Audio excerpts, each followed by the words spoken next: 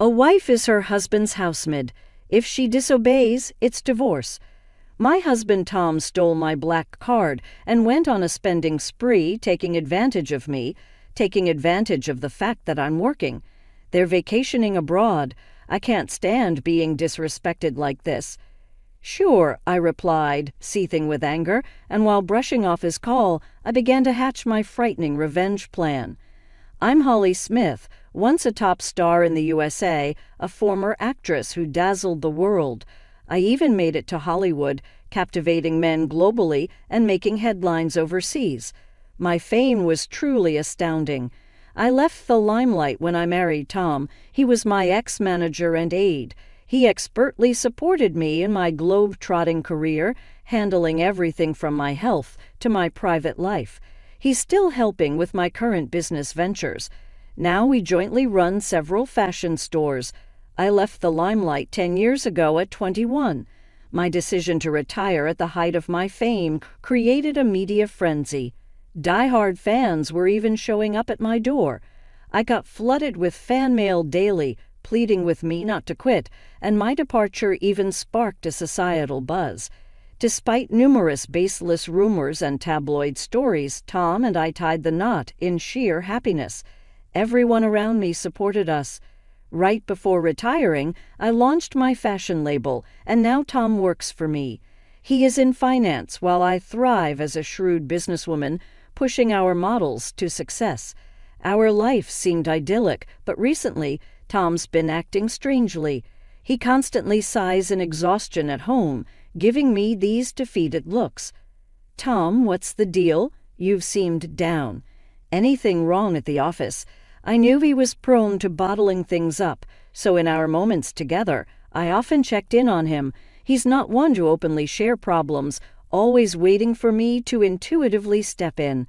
Though it could be tiresome, I never begrudged it as he had handled my complex issues too. My appreciation always trumped any irritation. You know, I'm sick of being the sidekick, always doing what you say, he blurted out unexpectedly, catching me off guard. What's this all about? You've never mentioned anything like this. Tom often lashed out at me with his words. It was a sign of his frustration being misdirected. Tom starts saying things like this when he's swamped with work.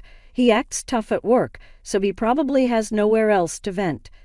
I remember lashing out at him many times when I was an actress, so I understand how he feels. But still, his unexpected words shook me, and I found my voice trembling. I have been holding back. Holly's always busy, and I'm just being supported. Tom may earn more than the average person, but he's still just an employee at our company. I earn more than him, but I never thought it mattered who earned more in a marriage. His words were a shock to me. Even when you come home, you're all about work, hardly paying any attention to me. When we go shopping, you just buy whatever you want. How do you think I feel watching that? Despite appearances, I've been really patient, you know. Why can't you be more considerate? Tom looked at me with dissatisfaction, his lips pursed like a spoiled child. Frankly, his words irritated me. Our household is almost entirely supported by my income. His salary is his to use as he pleases.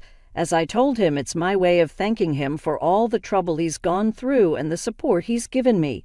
There were times when he supported me financially during our poorer days. I wanted to repay him for all the times he sacrificed his personal time for me, right up until the day I retired. It hurts to hear such ungrateful words. The clothes and accessories I buy are from the savings I manage. If anything, I'm the one making sacrifices. This thought sparked anger in me. Holly, you're too free. I want more time off, and I want to travel leisurely. The salary's good since joining the company, but there's just no time. I left showbiz and joined your company to support you, Holly. Don't I deserve more gratitude?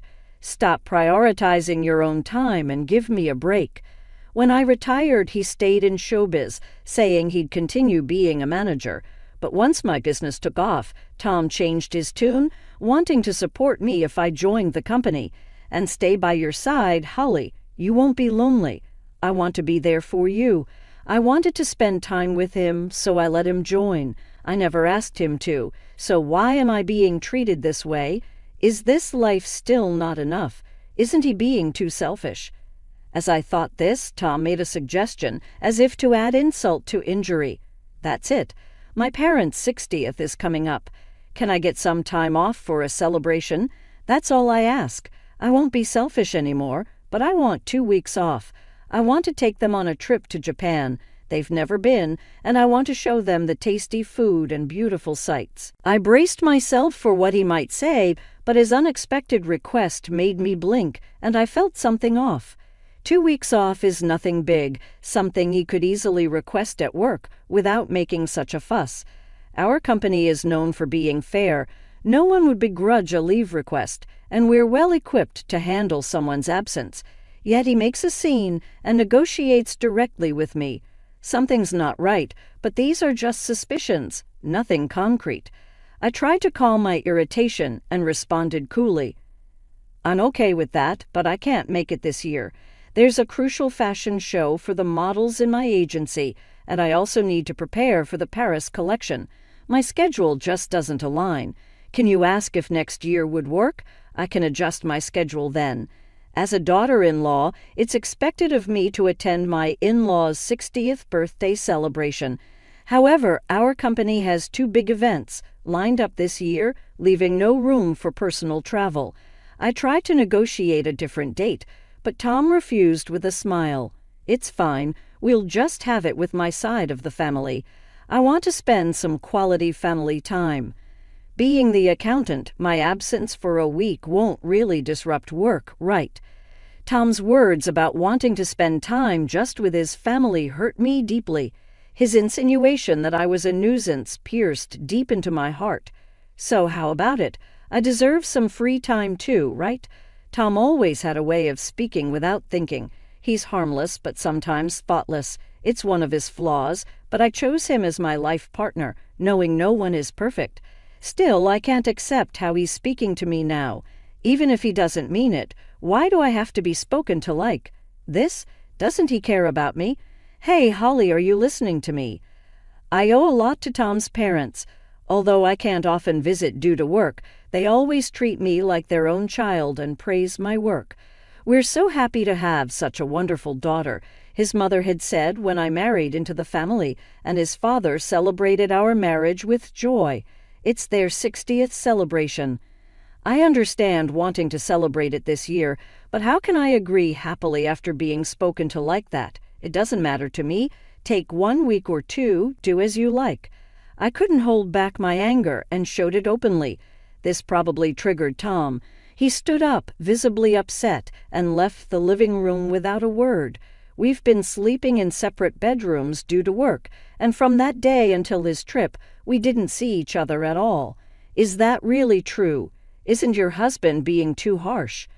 My secretary, noticing my unusual demeanor the day Tom left for his trip, pressed me for details. She's an exceptional talent and has been supporting me since I started managing the company. As women, we often see eye to eye, and sometimes she's even more reliable than my husband. She's quick-witted yet caring, always there to support me when I'm down or about to make a mistake. I cherish her like family. She admires me like a real sister, and I often confide in her. Her honest and mature advice beyond her years is always valuable, and this time, too, she noticed something was off about me and kindly showed concern. I hesitated at first about opening up, but realized keeping it in could affect my work. I decided to tell her everything that happened up to today. She furrowed her brow in anger. If I were you, I'd have given him a piece of my mind. You've been too soft on your husband, boss. I get that you love him, but you can't let him walk all over you. Her blunt advice, making me wonder who's older, hit me hard. In an environment where everyone tends to hold back from telling me things, she's the only one who treats me as an equal. This freshness and comfort are something I really value. Being in a higher position often means more humility and restraint, and someone who can confront me head-on like her is truly precious. You're right. What should I do? You can call him, right? Why not talk after work today? Don't worry about spoiling his trip. If things keep going like this, you might be headed for divorce."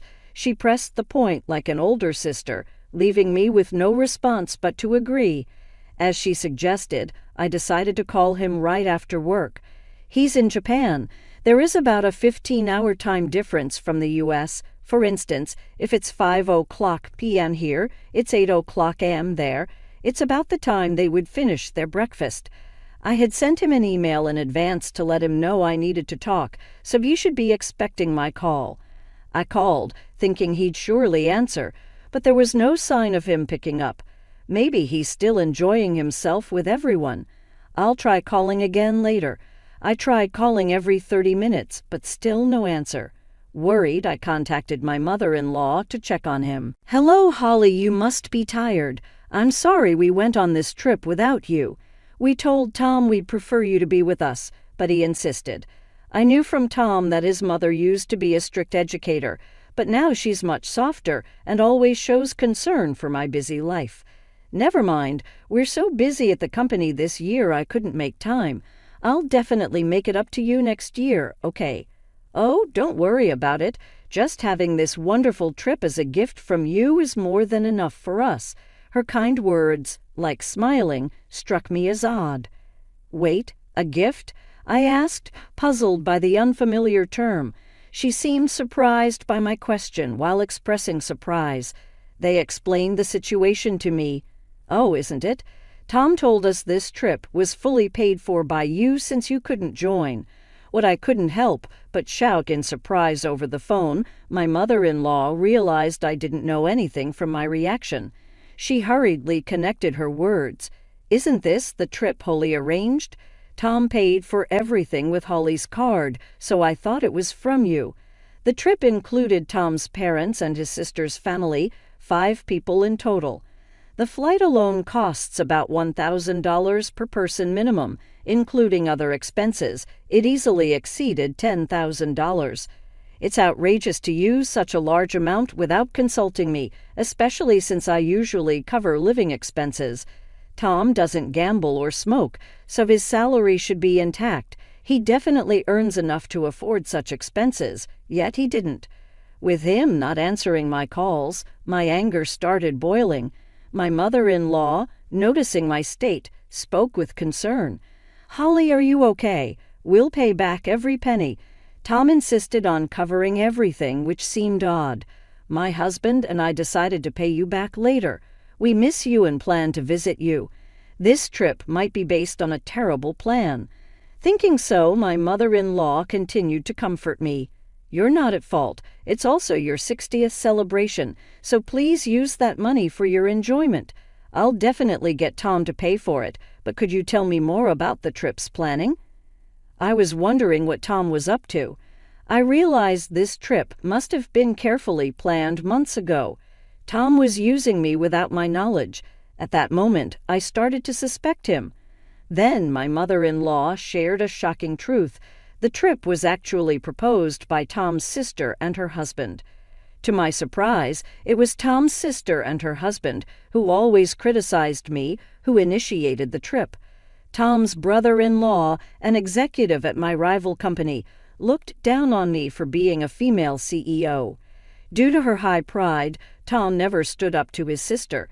The sight of such a Tom perking up to someone other than herself, in other words, me, must have caught my sister-in-law's eye.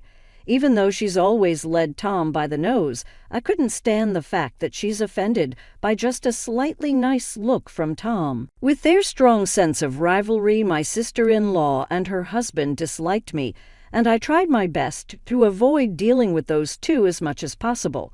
The couple, always competitive and disliking me, planned this trip, possibly persuading Tom to pick a fight and exclude me. They waited for the right moment to bring Tom along as a cash cow. "I'm so sorry I didn't know anything. Tom told me you were busy and asked us not to contact you directly. If my unaware in-laws and I were to communicate, it would reveal the plan, potentially causing a rift in our marriage. To prevent this, Tom had to restrict his parents' actions in advance. For my in-laws, who didn't understand how busy I was, Tom's advice was absolute. They decided to follow his words and express their gratitude when they returned. "Holly, did you give Tom a card or something? He was paying with a black card I've never seen before. My father-in-law must have been listening in, given his hasty tone. He asked me a question that had been on my mind. The moment he mentioned a black card, I checked my safe. The black card he referred to was the company's vital black card, used only by Tom and me, who knew the safe's password. I never thought Tom would commit such embezzlement, but the card that should have been there was missing. Tom, being in charge of finance, could easily manipulate records. He was misusing company funds. Realizing this, my anger peaked, and I shared the story with my in-laws. They must have been shocked. Going pale, my mother-in-law became panicked. What should we do? Are we complicit in this embezzlement? We'll return to the with Tom immediately. We're as guilty as he is, even unknowingly. We'll accept our punishment once we're back, my father-in-law, a man of strong responsibility, said. I shook my head, refusing his words. It was all engineered by Tom's sister's family and Tom. My in-laws weren't to blame. I couldn't punish them. No need for that. You were just manipulated by Tom. You're not at fault, but I can't let them off the hook. We don't need punishment, but could you help me with something? What I've turned a blind eye to Tom's actions until now, that's my fault. He's taking me for granted, thinking he can get away with just an apology. This isn't just a marital issue, it's a company issue. We need to teach him a lesson. All right, we'll do whatever we can to help. So we started plotting a revenge plan. Surprised by my own cunning, but my love for Tom had died. Now only hatred and anger were surging through me. Initially, my in-laws were hesitant about this horrible plan, but they also have Tom's responsibilities as parents, and finally they resolved themselves. As parents, they agreed to be my allies. Amidst this meeting, Tom unexpectedly called. I ended the call with my in-laws and answered Tom's. What's up? We're enjoying a family-only trip. So what's this important talk about? Tom's sarcastic tone only fueled my irritation. You took your time calling. Did you go a little wild, huh? No way. Just having drinks at a nearby bar with Mom and Dad. This confirmed he was lying. I had just spoken to his parents, and there was no noisy bar sound in the background. Besides, they had no reason to lie to me. He was probably out causing a ruckus with his sister's family. His words, erasing all the time and relationship we had built, cooled my feelings entirely. Oh, really? By the way, Tom, you haven't been doing anything with the company's expenses, have you? His demeanor changed instantly at my unexpected question. What's that all about? His tone, usually light-hearted, became dead serious. Was this his true nature? Seeing his attitude shift as if he now saw me as an enemy, I faced him with equal firmness. Just checking, since there will be an audit at the company soon. Are you suspecting me? His defensive reaction showed his guilt. I couldn't help but laugh at his poor response. What's wrong? I was just concerned, and you're talking about suspicion. Did you do something wrong? No, anyway, the house isn't in a mess when I get back, right? Realizing he was digging himself deeper, he suddenly changed the subject. His actions only made him look more suspicious. I was almost impressed by his foolishness. Who knows? I've been busy with work too. Give me a break. I hate coming back to a dirty house with bugs. A wife is her husband's maid. Disobey and it's divorce. Even our executive says that to his wife. Looks like I might have to do the same, right? You wouldn't want that, so keep the house clean. I had never seen him getting along with the executive.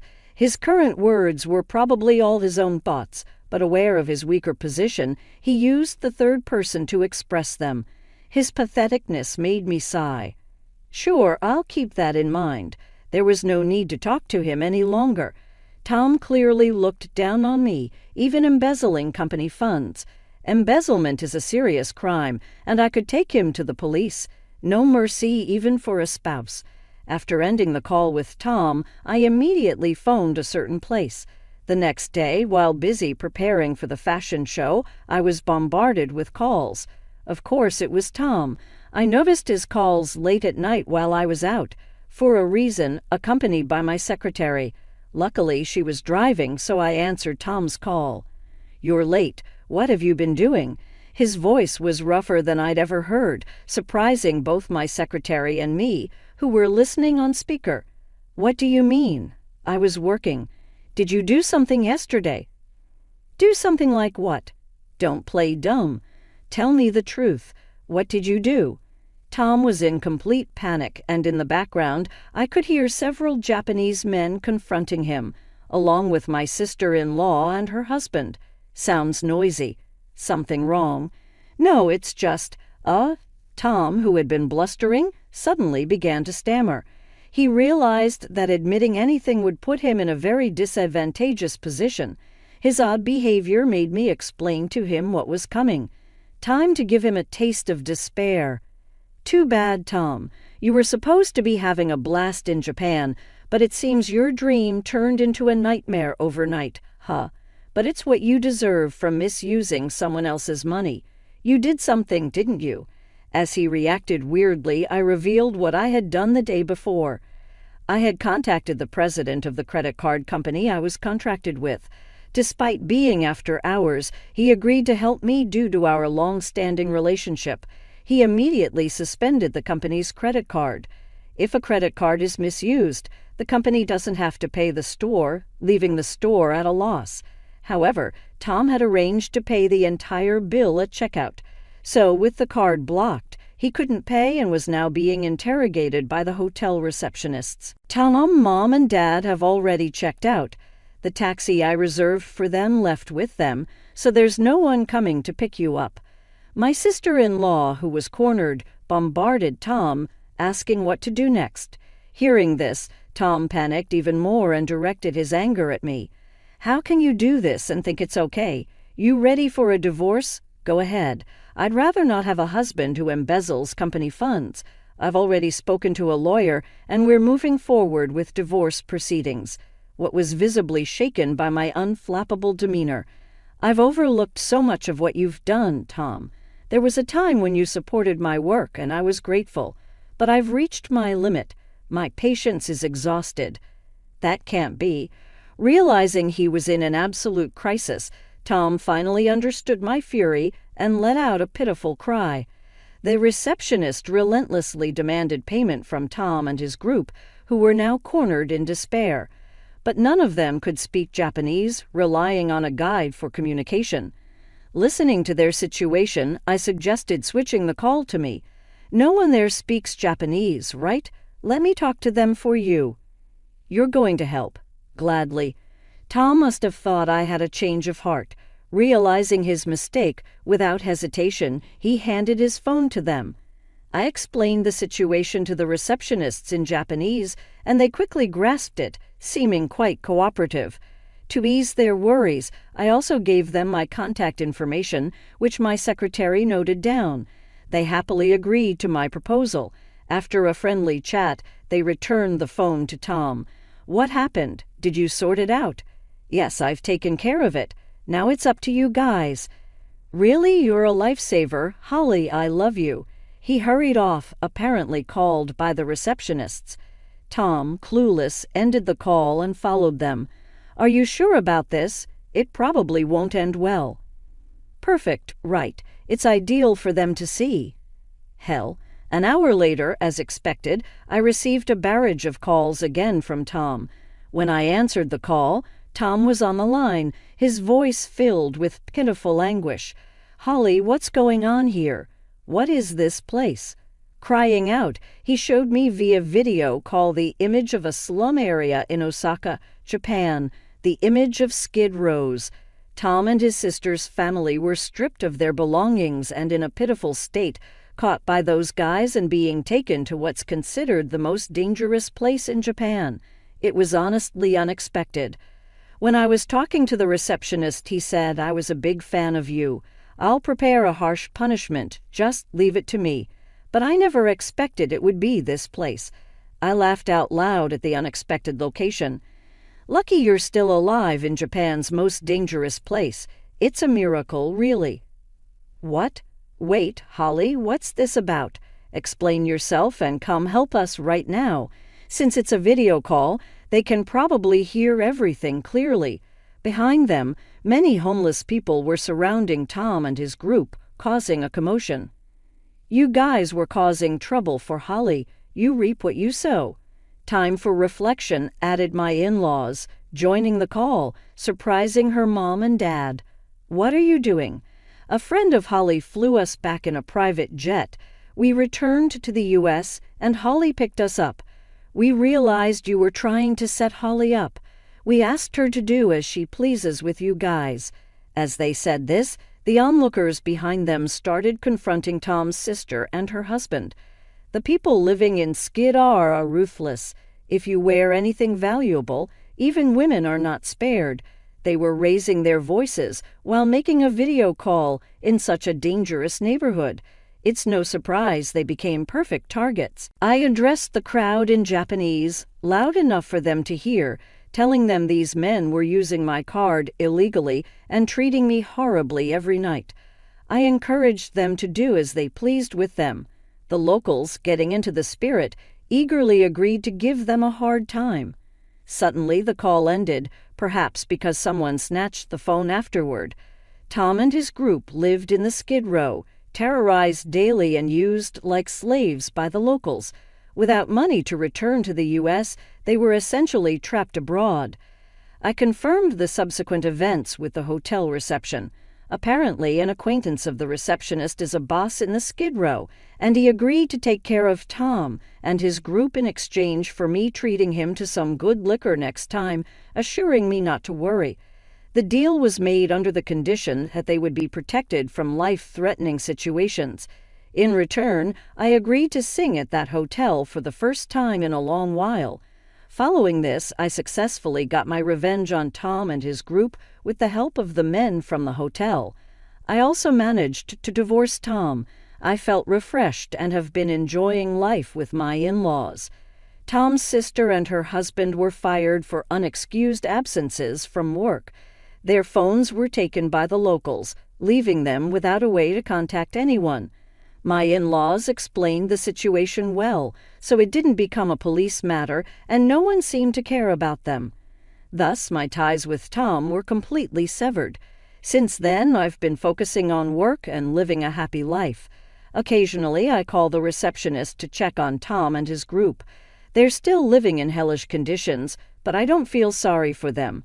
I asked to spare their lives, and I'm enjoying my life to the fullest.